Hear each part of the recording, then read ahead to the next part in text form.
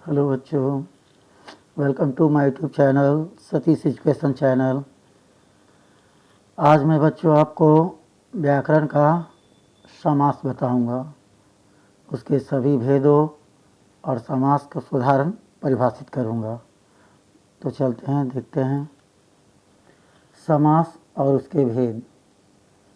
समास जब दो या दो से अधिक पद अपने विभक्ति चिन्हों को छोड़कर एक बन जाते हैं तो समास कहलाता है। कहने का अर्थ हुआ कि जब दो या दो से अधिक शब्द अपने बीच के विभक्ति शब्दों को छोड़कर एक हो जाता है तो वह समास कहलाता है। जैसे रसोई घर, यानी इसमें शब्दों का मेल होता है। जैसे रसोई घर, रसोई घर का हम लोग विग्रह करेंगे तो रसोई के लिए घर होगा, तो रसोई के लिए घर, इसमें के लिए छोड़कर रसोई और घर एक साथ जुट करके रसोई घर हुआ है। उसी तरह हिमालय, हिम का आलय, तो इसमें हिम का आलय, ये सभी पदों के बदले हिमालय आया है। समास मुख्यतः 7 प्रकार के होते हैं। पहला तत्पुरुष समास, दूसरा कर्मधारय समास, तीसरा द्विगु समास, चौथा द्वंद्व समास, पांचवा नया समास, छठा बहुव्रीहि समास, सातवां अवयवी भाव समास। तो देखते हैं पहला तत्पुरुष समास किसे कहते हैं। तत्पुरुष समास जिस समास में अंतिम पद की प्रधानता होती है, जिस समास में अंतिम पद की प्रधानता होती है उसे तत्पुरुष समास कहते हैं। जैसे रसोई घर, यानी रसोई के लिए घर, तो घर किसके लिए, तो रसोई के लिए, इसमें अंतिम पद की प्रधानता है। उसी तरह चिड़ीमार, चिड़ीमार का विग्रह करने पर चिड़ियों को मारने वाला अर्थात चिड़ीमार। हिमालय, हिम का आलय अर्थात हिमालय, इसमें आलय पद अंतिम पद की प्रधानता हुई। नंबर 2 कर्मधारय समास, जिस समास में पूर्व पद यानी पहला पद और उत्तर पद यानी बाद वाला पद विशेषण या उपमा उपमेय का संबंध हो उसे कर्मधारय समास कहते हैं। जैसे पीताम्बर, पीताम्बर का विग्रह है पीला अंबर, पीला अंबर अर्थात पीला विशेष है और अंबर विशेषण है। तो इसमें उसी तरह विशालकाय, इसका विग्रह विशाल काया है, यानी पहला पद विशेष और दूसरा पद काया विशेषण है। अब देखते हैं इसमें बच्चों दोनों पदों की प्रधानता होती है, पीला भी और अंबर भी, ठीक है, इसमें दोनों पदों की प्रधानता हुई। उसी प्रकार देखते हैं तीसरा द्विगु समास, जिस कर्मधारय का पूर्व पद संख्यावाचक हो वह उसे द्विगु समास कहते हैं। अर्थात इसके कहने का मतलब हुआ इसमें ऐसा वर्ड आएगा जिसमें पहला पद जो होगा संख्यावाचक होगा। जैसे पंचवटी, यानी 5 वटों का समाहार, वट मने वृक्ष होता है, यानी 5 वृक्षों का समाहार पंचवटी कहलाता है।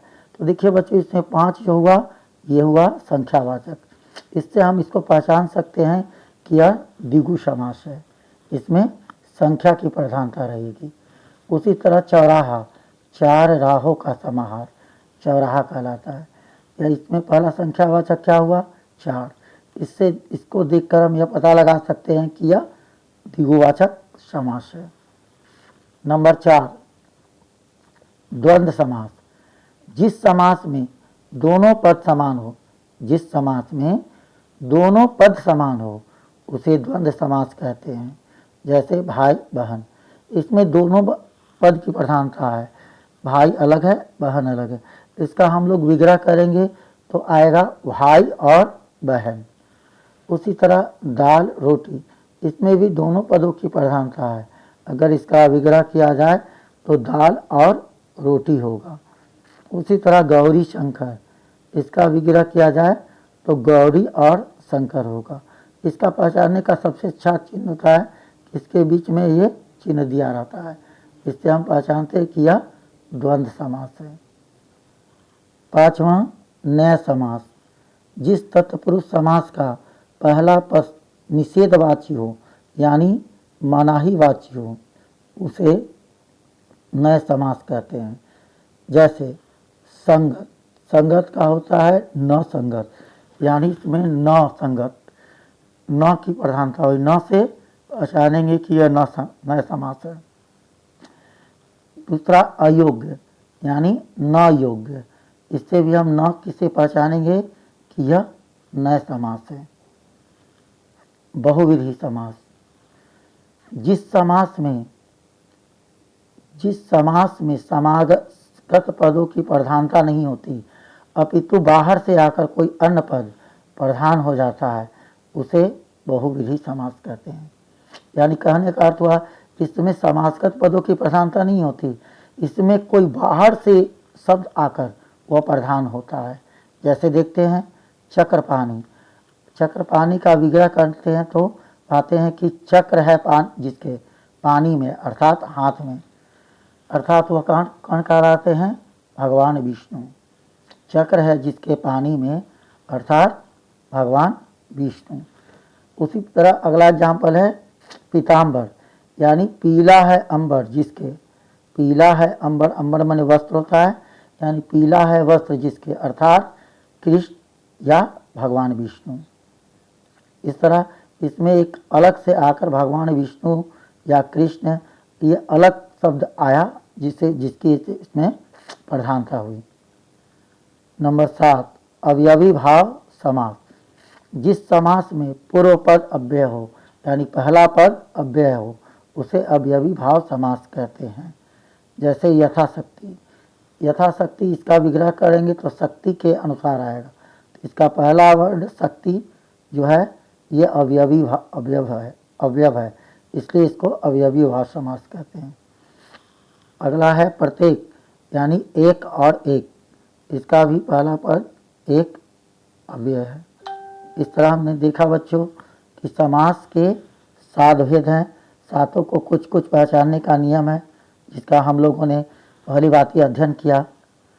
अगर वीडियो अच्छा लगे तो कृपया लाइक, शेयर और सब्सक्राइब जरूर करें।